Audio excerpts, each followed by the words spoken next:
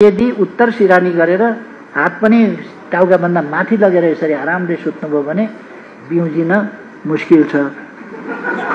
कसले कुन चिज गर्नुहुन्छ, कसले कुन चिज गर्नु हुँदैन भन्ने कुरा पनि छ। कसले कुन चिज खाना हुन्छ, कसले कुन चिज खाना हुँदैन। तपाईलाई सुगर छ कि ब्लड प्रेसर छ कि फेरि सुनेका भरमा लौकीको रस कि लौकीको रस भन्नु होला।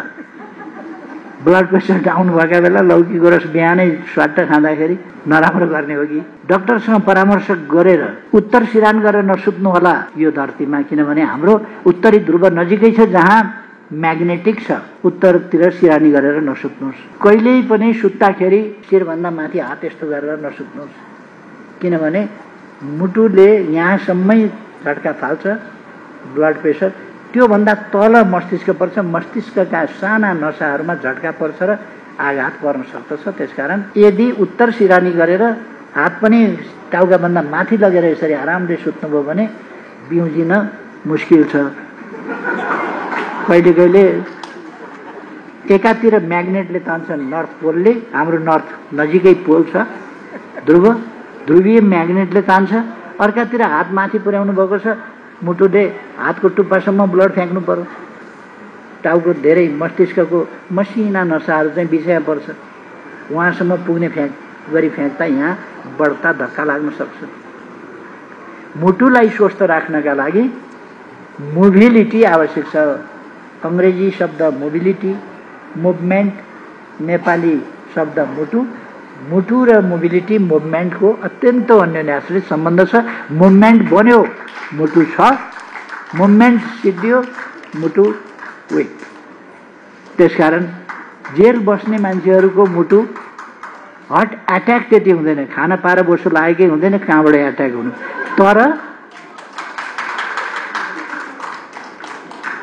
हार्ट फेल हुन्छ, कमजोर हुँदै गएर मोबिलिटी भएन भने एट्याक होइन फेल हुन्छ। अट्याक पनि हुनसक्छ है, किनभने त्यो बोसो काट्न पनि मोबिलिटी चाहिन्छ। हिँड्न पर्छ, उफ्रिनु पर्छ, दौड्नु पर्छ, योग चाहिन्छ है। हिँड्नु पनि एउटा योग हो, हिँड्नु पनि एउटा योग हो, नत्र पनि व्यायाम चाहिन्छ। यसै कारण हामीले निरोगी नेपाल भनेका हौँ। हामी डाक्टर चाहिन्छ, डाक्टर उत्पादन गरेका गरेछौँ, अझ धेरै उत्पादन गर्छौँ। हामी डाक्टरहरू उत्पादन गर्छौँ, अहिले पुगेका छैन। तर डाक्टर उत्पादन भन्दा बढी, डाक्टरको संख्या बढाउने भन्दा बढी, अस्पतालको संख्या बढाउने भन्दा बढी रोगीको संख्या घटाउने, रोगी हुनै नदिने, निरोगी बनाउने, त्यसतिर चाहिँ हाम्रो पहिलो ध्यान छ। त्यसकारण सरकारको स्वास्थ्य नीतिमा जोड के छ भने मान्छेलाई रोगी हुन नदिने। पहिलो कुरा रोगी भइहाल्यो। अब प्राकृतिक हिसाबले प्रेग्नेन्सीको अवस्था हुन सक्छ, डाक्टर चाहिन्छ, गाइनोकोलोजिस्टलाई देखाउनुपर्छ, उपचार गर्नुपर्छ। प्रेग्नेन्सीको डेलिभरीको समस्या, यस्ता प्राकृतिक कुराहरूमा चाहिन्छ। र कहिले कहिले स्वाभाविक रूपमा हेरिडिटिकल भन्ने कुराहरू हुन्छन् रोगका। कहिले के हुन्छ, कहिले सरुवा रोग सरेर आइदिन्छ कसैमा भएका कुराहरू।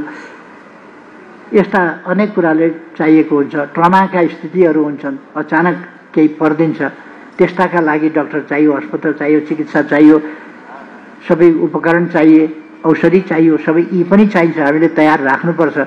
फेरि हामीले ध्यान गरेपछि केही पनि हुँदैन। यहाँ स्वयम्भूमा पूर्वबार भुइँचालो जाँदा अरू सबै भागेर बाहिर निस्किए।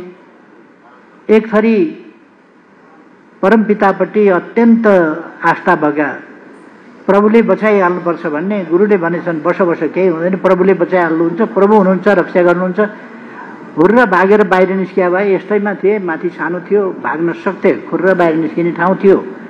तर प्रभु हुनुहुन्छ, बस केही हुँदैन भनेपछि त्यहीँ बसे। छत गरेर गुर्लुम खसेर 2-250 यी स्वयम्भूमा बिते। कपनमा पनि बिते, स्वयम्भूतिर गर्दा पनि बिते। त्यसो भएर अनि भगवानले भुइँचालो जाँदा पनि कच्ची घरबाट बाहिर ननिस्क्यौ भनेको छ। त्यसकारण भगवानलाई दोष दिने होइन। बेलुका मान्छे टिल्ल जाँड खान्छ, बाटो हेर्दैन, नालीमा पसारिन्छ, खुट्टा भाँच्छ, अनि भगवानलाई गाली गर्छ बेसरी। के नै लेखाएको कुरो टर्दो रहेछ आखिर। अनि त्यहाँ भट्टीमा गएर बेसरी खान भनेको थियो, देखाएको थियो, कसले लेख्या? भगवानले त्यस्ता कुरा लेख्छ, केही काम छैन, अरू फुर्सद छ भगवानलाई यति। अनि भगवानलाई तपाईँको हातसँग रिस उठेको छ र भाँचिदिन्छ। तपाईँको खुट्टासँग अरू काम सिद्धियो, भगवानको हातखुट्टा भाँच्नुतिर लाग्यो भगवान। टोले गुन्डा हो भगवान भने, हातखुट्टा भाँच्ने। भगवानलाई दोष लगाउनु हुँदैन, आफू सतर्क हुनुपर्छ, आफूले गर्नुपर्छ। अनि लापरवाही जिन्दगी बितायो अनि भगवानलाई दोष लगायो अनि डाक्टर कहाँ गयो खर्च दिएर। त्योभन्दा आफू सतर्क हुने, योगमा ध्यान दिने। योग भनेको मस्तिष्कको, मनको, तनको, यो सबै चिज शुद्ध पवित्र र सामाजिक रह्यो भने हामी निरोगी र स्वस्थ हुन्छौँ र समाजलाई स्वस्थ ढङ्गले अगाडि बढाउन सक्छौँ।